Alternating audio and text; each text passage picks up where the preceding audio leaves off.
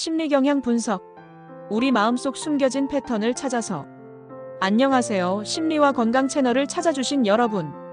오늘은 심리경향 분석에 대한 콘텐츠를 작성하였습니다. 우리는 매일 수많은 결정을 내립니다. 아침에 무엇을 입을지부터 직장에서의 중요한 판단까지 이 모든 것들은 우리의 심리적 경향에 의해 영향을 받습니다. 하지만 그 경향이 항상 합리적인 것은 아닙니다. 우리 마음속에는 다양한 인지적 편향과 심리적 패턴이 숨어 있어 우리도 모르게 행동을 좌우하고 있습니다. 1. 일상에서 만나는 심리 경향들. 첫째, 확증 편향. 인간의 가장 강력한 심리 경향 중 하나입니다. 우리는 자신의 기존 신념을 확인해주는 정보만 선택적으로 받아들이고 반대되는 증거는 무시하는 경향이 있습니다. 온라인에서 정치적 의견을 나눌 때 이런 현상이 자주 발생합니다. 자신의 견해와 일치하는 뉴스는 믿고 반대되는 정보는 가짜 뉴스라고 치부하는 경우가 많죠. 이런 편향은 사회적 분열을 심화시키는 원인 중 하나이기도 합니다. 둘째, 손실 회피 경향. 행동경제학자 데니얼 카너먼의 연구에 따르면 인간은 같은 가치의 이득보다 손실에 약 2배 더 민감하게 반응합니다. 이것이 바로 우리가 이미 소유한 것을 잃는 것에 더 큰 고통을 느끼는 이유입니다. 주식 투자자들이 손실이 발생했을 때 빨리 팔지 못하고 본전 심리에 사로잡히는 것도 이 때문입니다. 재미있는 사실은 이러한 손실 회피 경향이 진화적으로는 생존에 유리했다는 점입니다. 우리 조상들에게 있어 자원을 잃는 것은 생존 위협으로 직결되었기 때문이죠. 셋째, 집단사고. 사회적 동물인 인간은 소속 집단의 의견에 동조하려는 강한 경향을 보입니다. 이는 때로 비합리적인 결정으로 이어질 수 있습니다. 1961년 미국의 피그스만 침공 실패나 1986년 챌린저 우주왕복선 폭발 사고는 모두 집단사고의 영향을 받은 사례로 꼽힙니다. 전문가들이 모여있는 회의실에서도 반대 의견을 내기 어려운 분위기가 형성되면 중요한 위험 신호를 놓치게 됩니다. 넷째, 가용성 휴리스틱. 우리는 쉽게 떠오르는 정보에 기반하여 판단하는 경향이 있습니다. 예를 들어 비행기 사고 뉴스를 접한 후에는 비행기 여행이 위험하다고 느끼지만 통계적으로는 자동차 사고가 훨씬 빈번합니다. 최근에 접한 정보나 감정적으로 강렬한 경험이 우리의 위험 인식을 왜곡시키는 것이죠. 이 때문에 미디어 노출이 우리의 세계관 형성에 큰 영향을 미칩니다.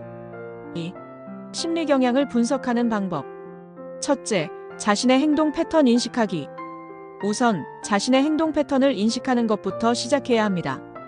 일주일 동안 중요한 결정을 내릴 때마다 그 이유를 기록해 보세요. 객관적 사실에 근거했는지 아니면 감정이나 직관에 의존했는지 살펴보는 것만으로도 많은 통찰을 얻을 수 있습니다. 둘째, 심리 일기 작성하기. 심리 일기를 작성하는 것도 좋은 방법입니다. 매일 저녁 5분만 투자하여 그날 자신이 경험한 감정, 생각, 행동 패턴을 기록해 보세요. 시간이 지나면서 자신만의 독특한 심리적 패턴을 발견하게 될 것입니다. 예를 들어 스트레스를 받을 때마다 특정 음식에 의존하는 경향이 있다든지, 불안할 때 과도하게 SNS를 확인한다든지 하는 패턴을 발견할 수 있습니다. 셋째, 타인 관찰하기. 타인의 관찰도 중요합니다. 심리학자들은 종종 참여 관찰자 기법을 활용합니다. 사회적 상황에 참여하면서도 객관적 관찰자의 시선을 유지하는 것이죠. 다음번 모임에서 대화에 참여하면서도 한 발짝 떨어져 사람들의 상호작용 패턴을 관찰해 보세요. 누가 대화를 주도하는지, 어떤 주제에서 사람들의 감정이 고조되는지 등을 파악할 수 있을 것입니다. 3. 비즈니스와 마케팅에서의 심리 경향 활용. 심리 경향 분석은 개인 성장뿐만 아니라 비즈니스와 마케팅에서도 중요합니다. 소비자의 심리를 이해하면 더 효과적인 제품과 서비스를 개발할 수 있습니다. 첫째, 희소성의 원칙. 사람들은 제한된 것에 더 높은 가치를 부여합니다. 오늘만 특가 또는 한정판 제품이라는 문구가 구매 결정을 촉진하는 이유가 바로 이 때문입니다. 온라인 쇼핑몰에서 재고 5개 남음이라는 표시를 보면 구매 욕구가 자극되는 것을 경험해 보셨을 겁니다. 둘째, 사회적 증명. 우리는 다른 사람들의 행동을 참고하여 올바른 행동을 결정하는 경향이 있습니다. 식당을 고를 때 사람이 많은 곳을 선호하거나 온라인 리뷰를 확인하는 행동이 대표적인 예입니다. 마케팅에서는 10만 명이 선택한 제품, 베스트셀러 같은 문구로 이를 활용합니다. 셋째, 상호성의 법칙. 인간은 받은 것에 대해 보답하려는 경향이 있습니다. 무료 샘플이나 작은 선물을 제공하면 소비자는 무언가를 구매해야 한다는 심리적 압박을 느낍니다. 이것이 시식 코너나 무료 체험판이 효과적인 마케팅 전략인 이유입니다. 4. 심리 경향과 정신 건강. 심리 경향을 이해하는 것은 정신 건강 관리에도 도움이 됩니다. 부정적 사고 패턴을 인식하고 수정하는 것은 인지행동 치료 CBT의 핵심 원리입니다. 첫째, 부정적 필터링. 우리는 종종 긍정적인 경험은 무시하고 부정적인 경험에만 집중하는 경향이 있습니다. 하루 동안 99개의 칭찬을 받고 1개의 비판을 들었다면 그 하나의 비판만 계속 생각하게 됩니다. 이런 패턴을 인식하고 의식적으로 긍정적인 경험에도 주의를 기울이는 연습이 필요합니다. 둘째, 파국화. 작은 실수나 실패를 과장하여 재앙으로 여기는 경향입니다. 이 발표를 망치면 내 커리어도 끝이다라고 생각하는 것이 그 예입니다. 이런 사고방식은 불안을 증폭시키고 실제 수행 능력을 저하시킬 수 있습니다. 이를 극복하기 위해서는 최악의 경우에도 정말 그렇게 끔찍할까? 라고 자문해보는 것이 도움이 됩니다. 5. 일상생활에서의 활용. 심리 경향에 대한 이해는 일상생활의 다양한 측면에서 활용될 수 있습니다. 첫째, 대인관계에서의 기본적 귀인 오류 극복하기. 대인관계에서는 기본적 귀인 오류를 인식하는 것이 중요합니다. 우리는 타인의 행동을 판단할 때 상황적 요인보다 성격적 요인을 과대평가하는 경향이 있습니다. 누군가가 약속에 늦었을 때 그 사람은 무책임하다고 생각하기보다 교통체증이나 급한 일이 있었을 수도 있겠다고 생각하면 불필요한 갈등을 줄일 수 있습니다.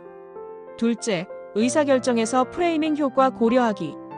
의사결정에서는 프레이밍 효과를 고려해야 합니다.